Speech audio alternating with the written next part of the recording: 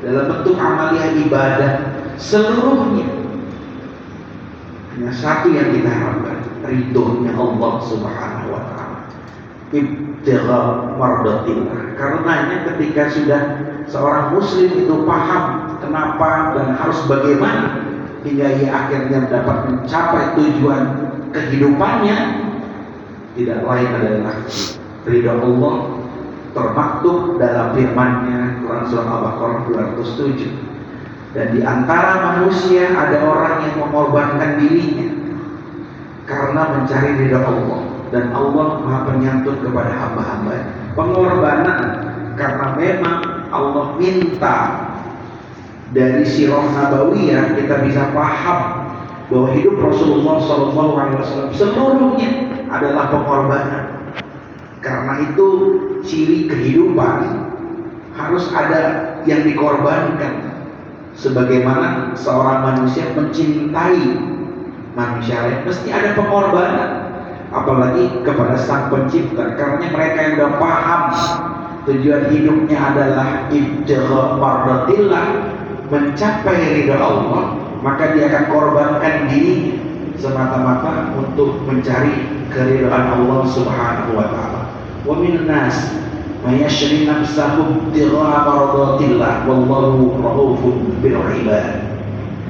Ketika kemudian mencari ridha Allah, maka apa sebenarnya ridho? Ridho artinya senang.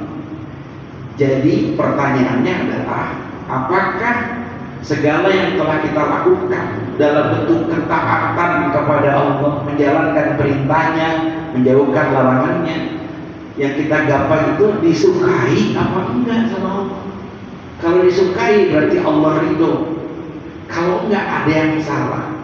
Maka kemudian supaya Allah ridho, maka tugas kita sebagai yang Ia ciptakan ridho dulu terhadap apapun yang telah ditakdirkan kepada kita.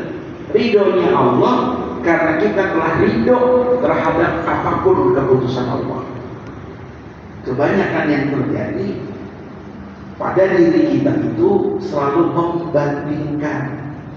Ketika ibadah nengoknya ke bawah, salah. Seharusnya ketika menggapai ridha Allah, mengorbankan dirinya, kita harus tengok orang-orang yang lebih luar biasa dalam ibadah, sehingga kita termotivasi. Bagaimana jiwa yang sehat, raga yang sehat, belum jaminan bahwa dia akan selalu taat kepada Allah. Karena sejatinya orang-orang yang menggapai ridha Allah itu yang terpaut adalah qalbunya, hatinya. Berapa banyak kita sehat afiat, telinga kita ini sehat, nggak perlu ke THP, tapi ketika ada panggilan azan, kemana kita? Karena memang itu pertanyaannya. Ditempatkan Allah di satu tempat dekat dengan masjid, nggak jaminan mau ke masjid. Karena langkah ke masjid, saya pinjam istilah Ustaz Kurniawan, pejuang subuh itu bukan fisik, tapi perjuangan di kalbu. Banyak yang sehat tapi tidak mau tergerakkan. Nah, ini pengorbanannya masih sampai level di mana? Maka kemudian menjadi menarik ketika konsep ridho yang kita harapkan dari Allah itu ternyata akan Allah ridhoi kita manakala kitanya dulu nih ridho menjalani kehidupan di muka bumi ini.